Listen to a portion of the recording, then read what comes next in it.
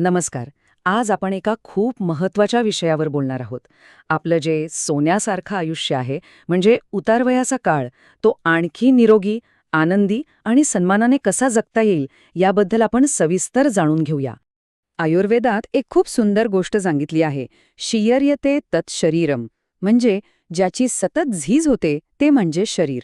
बघा, वृद्धत्व ही एक नैसर्गिक गोष्ट आहे, ती थांबवता येत नाही. पण या बदलाच्या प्रक्रियेला आपण सकारात्मकतेने कसं सामोरं जायचं हे पूर्णपणे आपल्या हातात आहे. चला, एक गोष्ट ऐकूया. ही गोष्ट आहे 2 मित्रांची, राम आणि केशव. दोघांचं वय 62 वर्ष. राम एकदम फिट, रोज सकाळी फिरायला जाणारे. पण एके दिवशी त्यांच्या लक्षात आलं की आपला मित्र केशव आज फिरायला आलाच नाही.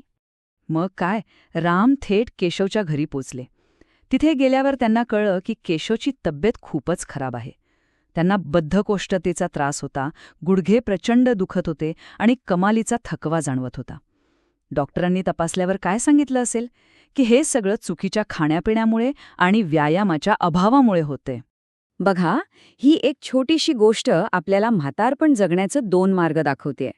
एक राम यांचा, जो सक्रिय आणि निरोगी आहे, आणि दुसरा केशव यांचा. तर आज आपण राम यांच्यासारखा निरोगी आणि आनंदी मार्ग कसा निवडायचा याबद्दलच बोलणार आहोत. तर मग आपण आज काय काय पाहणार आहोत? आपण सुरुवात करूया शारीरिक आरोग्याच्या पायापासून. मग बोलूया मानसिक शांतीबद्दल, त्यानंतर सामाजिक संबंधांचं महत्त्व, आणि शेवटी आपल्याला कोणती मदत उपलब्ध आहे यावरही नजर टाकूया. चला तर मग आपल्या प्रवासाला सुरुवात करूया आणि समजून घेऊया की वृद्धत्वात सक्रियपणे स्वतःची काळजी घेणं इतकं गरजेचं का आहे. तर सगळ्यात पहिला आणि महत्त्वाचा मुद्दा, आपलं शारीरिक आरोग्य. कारण शरीर धडधाकळ असेल तरच सगळं काही शक्य आहे, बरोबर ना? यात आपला आहार, व्यायाम, सगळ्या गोष्टी येतात.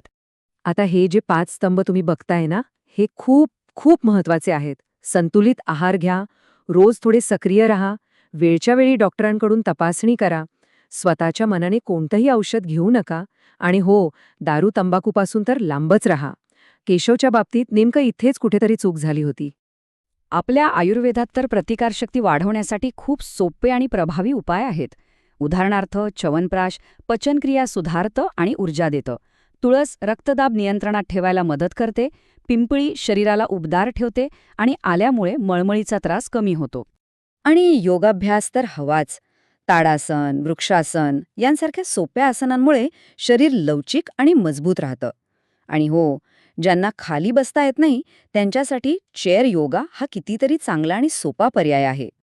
आपण नेहमी म्हणतो की उपचार करण्यापेक्षा प्रतिबंध केलेला बरा, आणि म्हणूनच वर्षातून एकदा हेल्थ चेकअप करणं हे खरंच खूप गरजेचं आहे.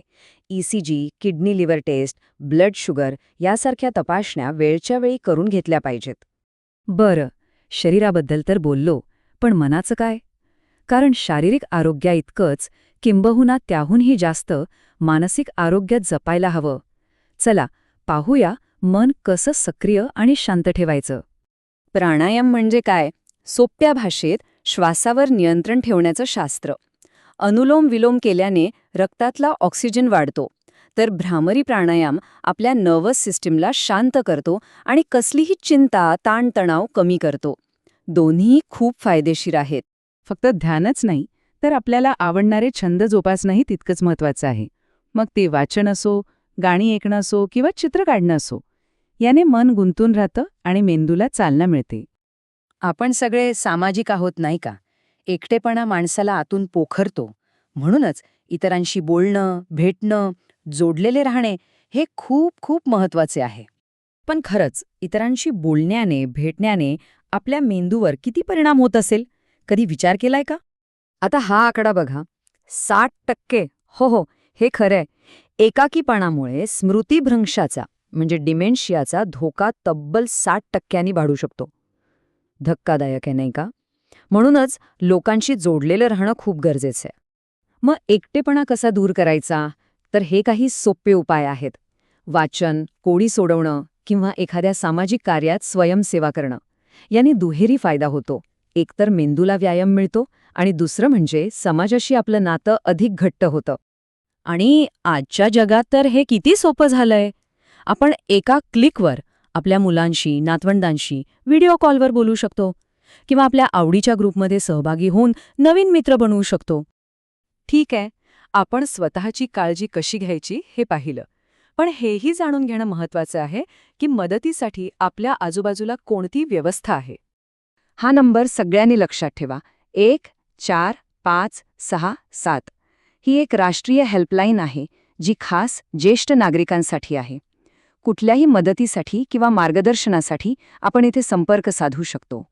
आपल्या महाराष्ट्र सरकारकडूनही खूप चांगल्या योजना आहेत, जसं की महात्मा ज्योतिराव फुले जन आरोग्य योजनेतून 5 लाखांपर्यंतचे उपचार मोफत मिळतात. एसटी बस प्रवासात सवलत मिळते. म्हणजे एक चांगली आधार प्रणाली आपल्यासाठी तयार आहे. तर मग या सगळ्या चर्चेचा सार काय? तो हाच की आपण जर आपल्या शारीरिक, मानसिक आणि सामाजिक आरोग्याची वेळीच आणि सक्रियपणे काळजी घेतली तर आपलं पुढचं आयुष्य नक्कीच आनंदी, स्वतंत्र आणि समाधानी असेल. आणि आता जाता जाता एक प्रश्न. आपल्या चांगल्या भविष्यासाठी आज, आत्ता आपण असं कोणतं एक छोटंसं पाऊल उचलू शकतो? जरा विचार करा. कदाचित फक्त 5 मिनिटं जास्त फिरायला जाणं किंवा एखाद्या जुन्या मित्राला फोन करणं किंवा एखादं नवीन पुस्तक वाचायला घेणं. सुरुवात कुठूनही होऊ शकते, पण ती आज व्हायला हवी.